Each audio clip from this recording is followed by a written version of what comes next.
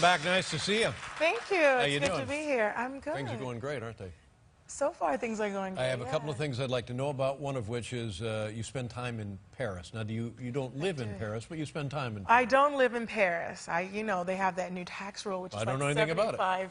You don't know anything about it? No. Well, yeah. We'll just say you wouldn't. We don't. I don't make the same kind of money that you make. I don't make the same kind of money you make. That's the problem.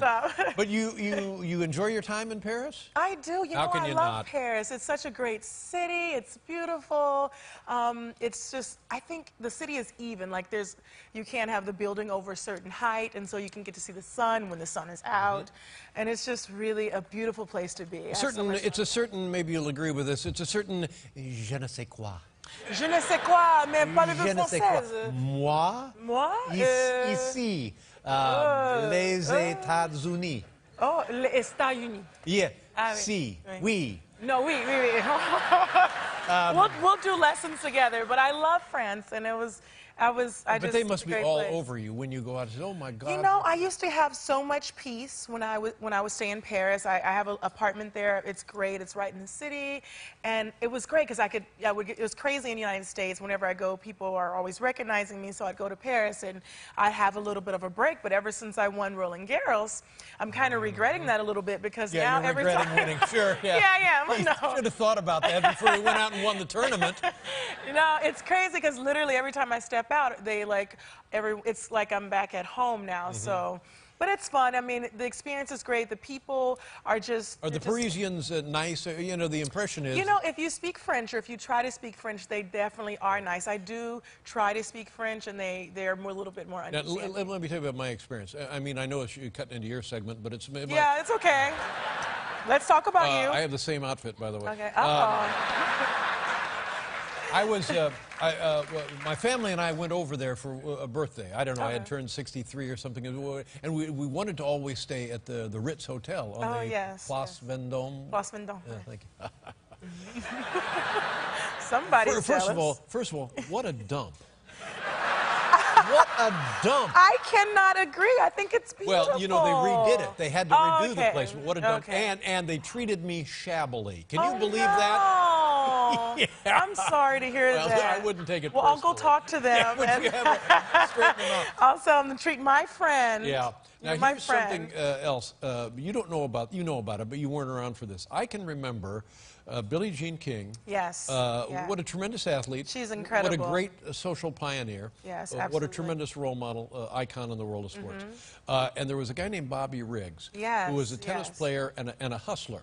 True. He was always finding ways to make money and silly things, and he challenged Billie Jean King to a tennis match. To the battle of the sexes. They had it in the old Houston Astrodome. It was enormous. Yeah. Yes, it was enormous. It was packed.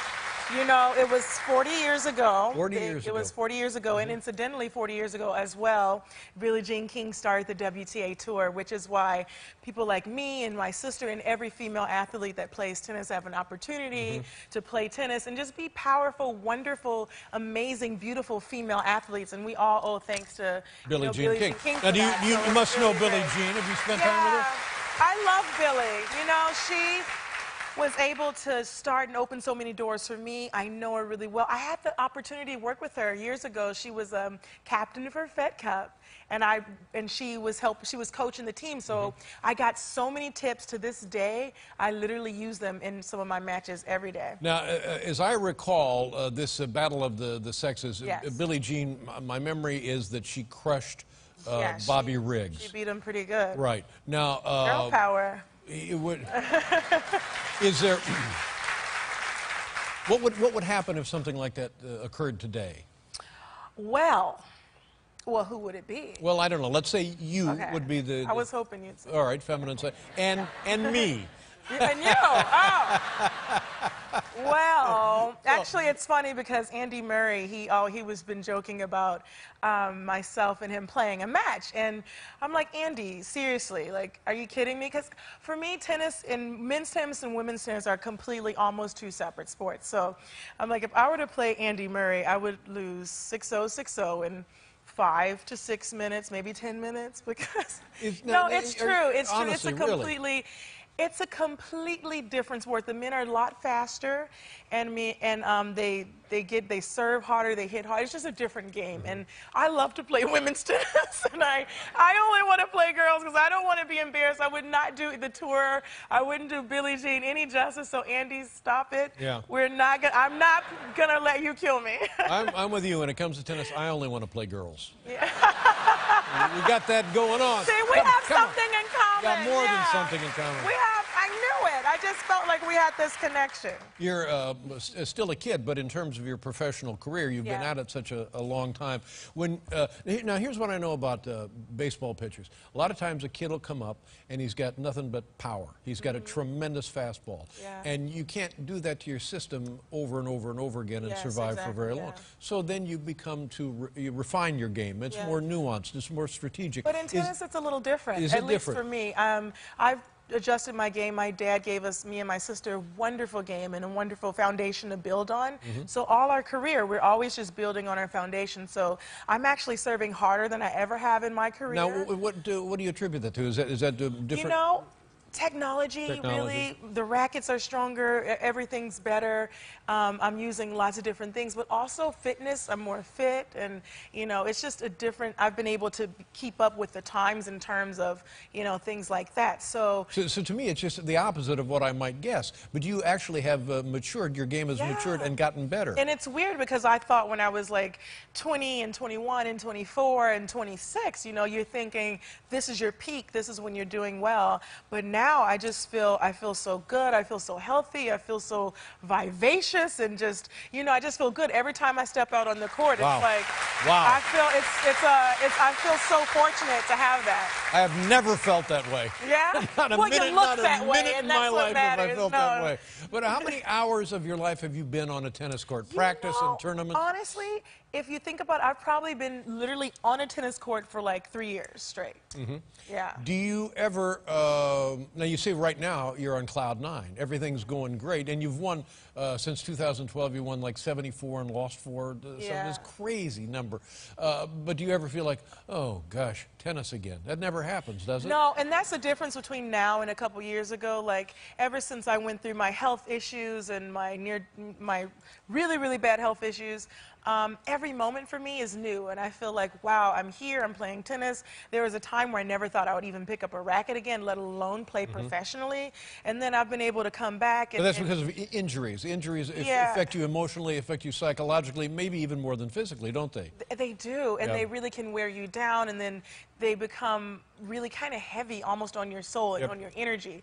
And so I have a really good team. My dad, my mom, my coach, my sisters, they're all so positive, and you know, I've been able to just be able to keep that positiveness around me. And so I don't know, I just feel, like I said, I just feel a lot better. Any predictions for the U.S. Open? I never predict. But you feel good going in? I feel good going in, but I felt excellent going into Wimbledon, and I went right out. So it's a different deal. That's crazy grass. Yeah, over there, that grass is crazy, right? I mean, what's the point? Yeah, exactly. What is the point? It's if you Wimbledon, can't play on pavement, what is the point? Yeah, no, Wimbledon's a great place to play, but honestly, every time I step out on the court, especially here in New York, guys, I'm going to be out here. It's going to be really fun. People love you, and we embrace you as our own. I am. It's coming out here. It's a really wonderful Now, what feeling. about this? What if, at a certain point, you just started playing golf? You know, I'm really good at golf. I can hit the ball. You can't imagine. Like, I'm willing to take on. I can hit it far. Yeah, I believe that. But it doesn't go in one direction. It kind of goes this way and that way, and it ends up in the trees. Yeah. And then I lose focus, and after 5 minutes, I'm like, okay, let's do something else. Let's do something else. Yeah. Let me ask you a question about your game. Can you hit a ball? We used to call it like junk. Can you do things with the ball? The junk game, yes. How much of that do you do? A funny story. When I was younger, I was really small my whole life, and then when I got like 16, 17, I grew. So when I played tournaments, all the girls were bigger than me, so I only had a junk game. So I was like this. That's why I think I get some of that tenacity from, because I always had to fight for absolutely every point that I played. I could never win an easy match. I was always on the court forever, and I was just playing slice and junk balls and lobs and drop shots and stuff. And so finally, when I got bigger, I was like, oh, I can now play power shots. It was really fun. But do you ever use any of the old junk stuff? I do from time to time, but, you know, when I like to go out there, I like to go out there and kind of get it over with and then go home and relax and, you want to teach him a lesson. Watch The Late Show. Oh, of course. You can't see it now because he's lying. But the only kind of backhand I could hit was a slice. So it would go over the net, and it looked like it was... Those shots can but be then they come back. though. Honest God, one time I pulled a guy right out of his shorts with that slice. Oh, my. Yeah, it was tremendous. Oh, but that was the only thing I could do. Hey, that's a lot. Those slice shots are tough. Yeah. They're really, really tough. Your top we have physical... to hit together All right, well, when? I would want no, you I'm to coming. play. No, I'll be there. Okay. Let's go. Where? Well, we can hit indoors. There's an indoor No, not indoors. No, outside. Let's go. With that slice, you want a grass. You want a grass. I never played on grass in my life. You would do good with that slice. Is grass slower or faster than... It's fast. What about clay? Is that slow game, isn't it? Clay is slow. You can get to everything on clay, right? Yeah, I'm sliding. It's like a dancer. Yeah.